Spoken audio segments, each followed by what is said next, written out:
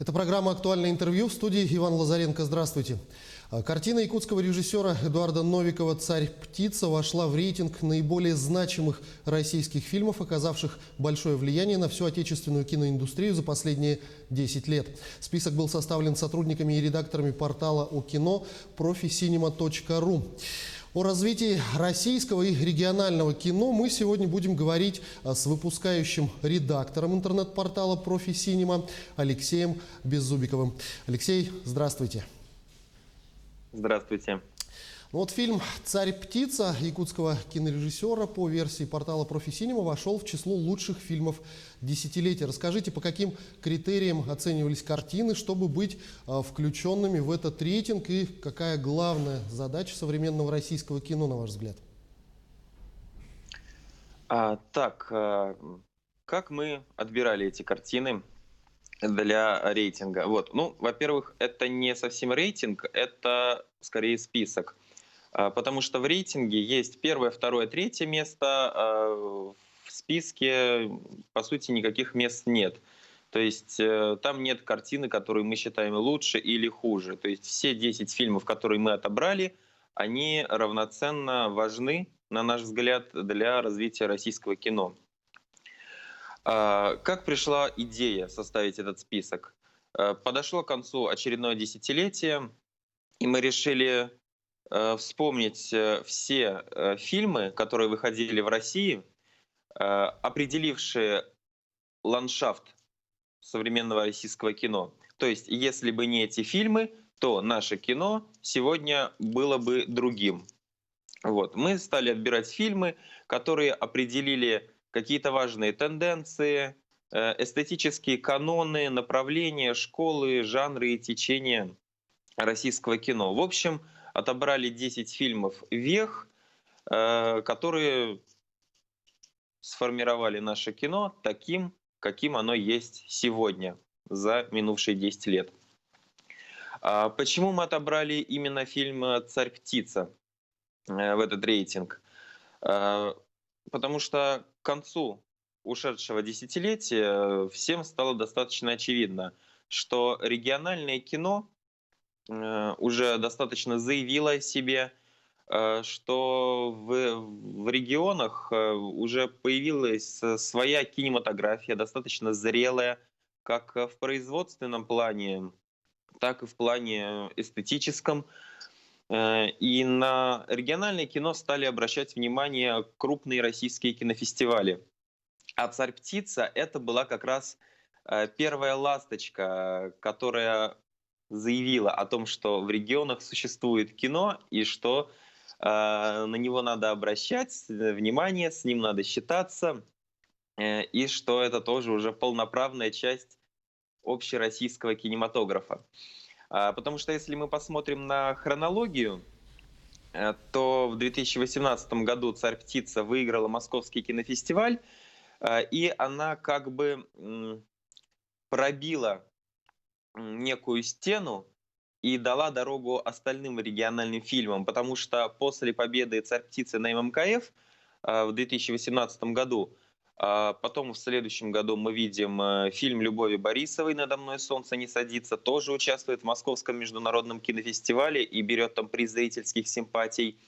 Картина Дмитрия Давыдова «Пугало» участвует в «Кинотавре» и берет там гран-при.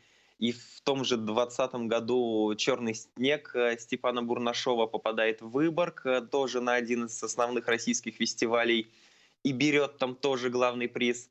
В общем, «Царь-птица» — это, скажем так, такой первопроходец, который пробил вот эту дорогу на крупнейшие российские фестивали для якутских фильмов и повел за собой остальные фильмы. И это было заявление о том, что региональное кино существует, что оно созрело, что на него стоит обращать внимание, и что это такое же абсолютно полноправное кино, как и фильмы, снятые, например, в столицах. И поэтому без этой победы «Царь-птицы», возможно, не было бы того тренда на региональное кино, которое возникло уже в конце десятилетия. не было бы столько внимания к нему приковано, совершенно заслуженного внимания. Поэтому именно «Царь-птицу» мы отобрали в наш рейтинг. Ну, безусловно, о якутском кинематографе сегодня говорят громко не только на российском, но и международном уровне. Почему именно сейчас, на ваш взгляд, происходит столь бурное развитие регионального кино у нас в стране? Ну, у нас как раз есть на портале тоже статья на эту тему.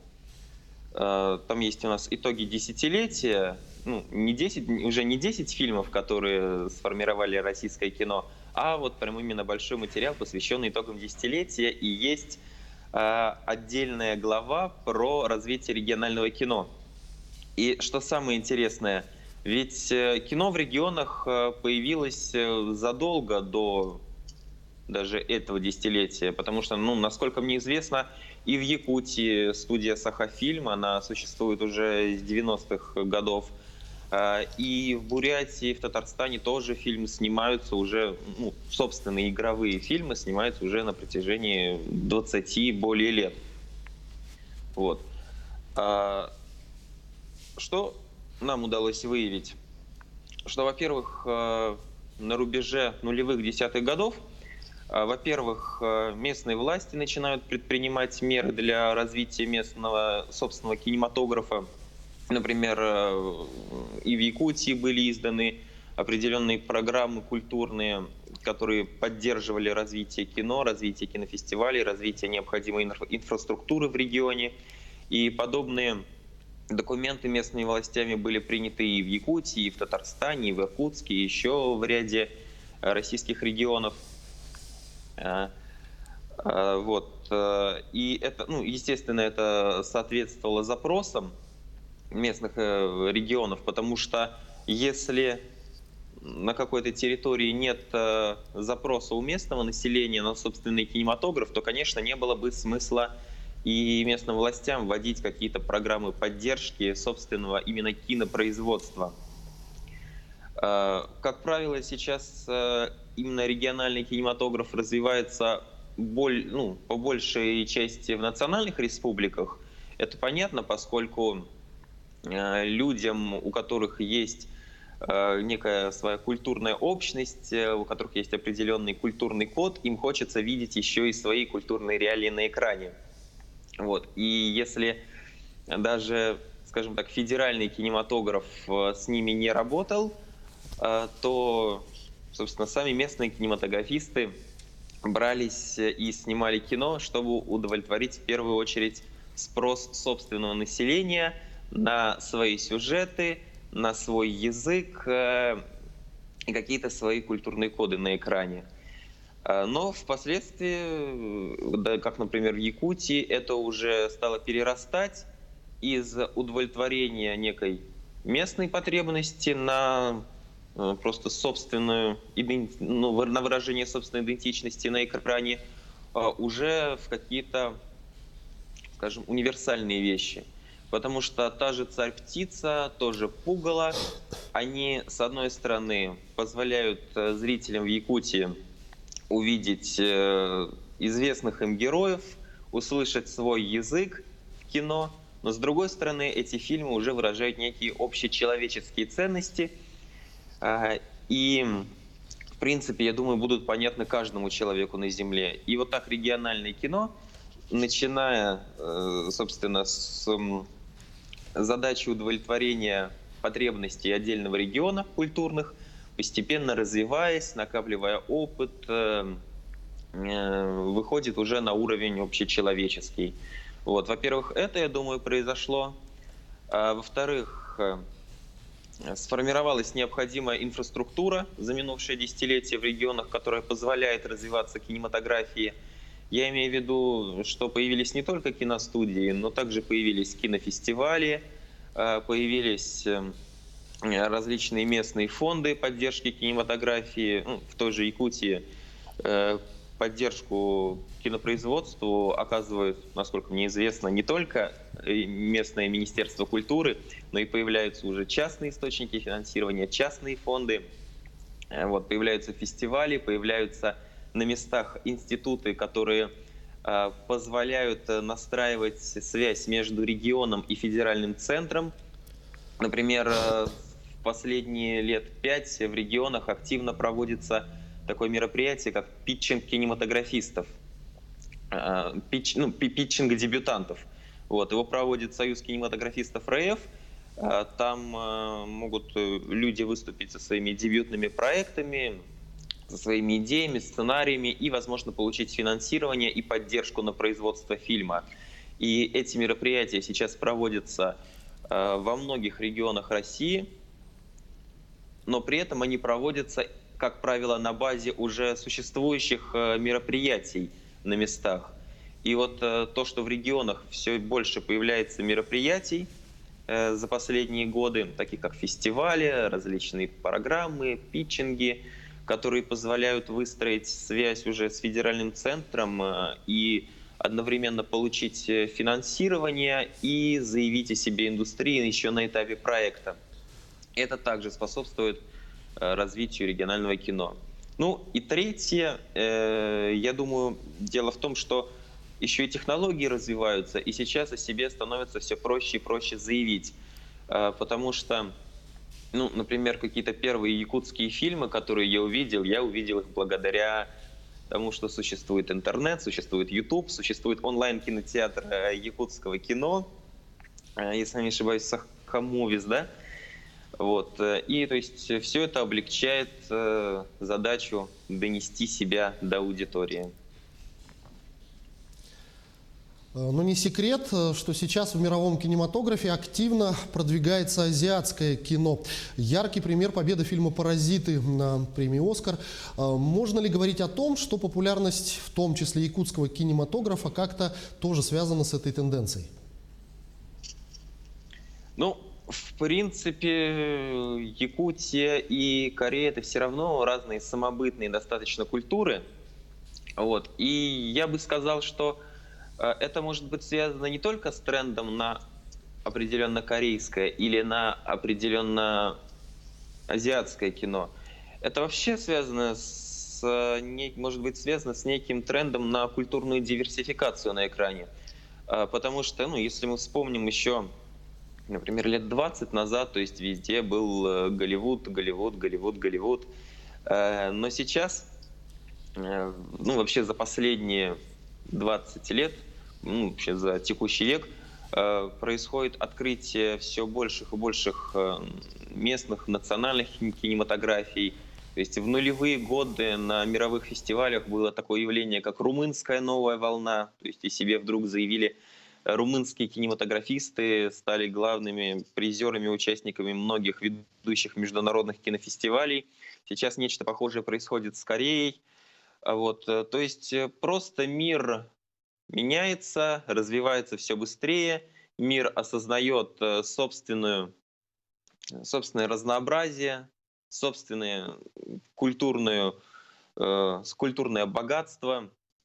И на этом фоне, я думаю, происходит выявление все большего количества новых национальных кинематографических школ, и в том числе якутской.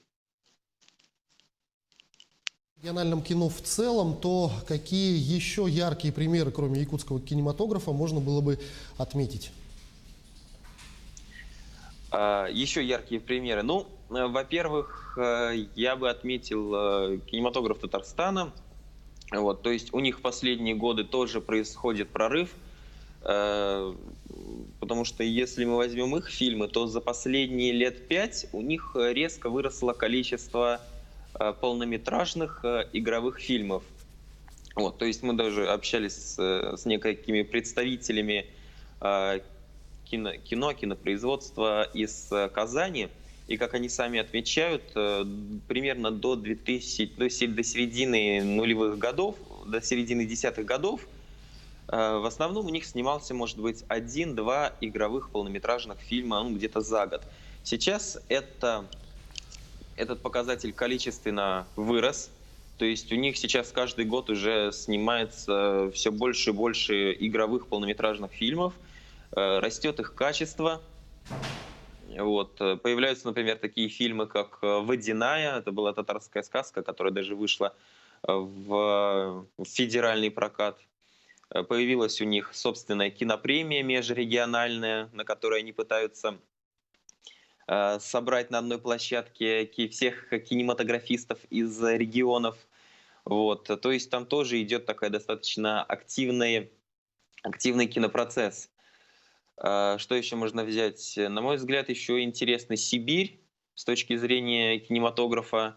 В Сибири из снятых фильмов, как правило, больше и чаще становятся известны фильмы документальные. Вот, то есть в разных регионах Сибири существуют до сих пор еще оставшиеся с советского времени профессионалы документального кино, которые создают и воспитывают новых авторов, и создают какие-то свои собственные предприятия. Вот.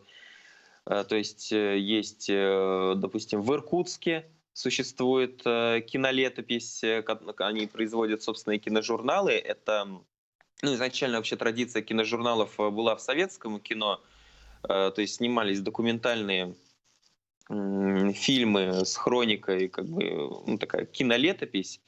Вот, после перестройки все это, скажем, кануло в лету по большей части. Но вот в Иркутске удалось возродить кинолетопись. То есть там с 2013 года снимается, тоже периодически выходят выпуски документальных киножурналов. Вот, и это все, конечно, достаточно интересно. Вот.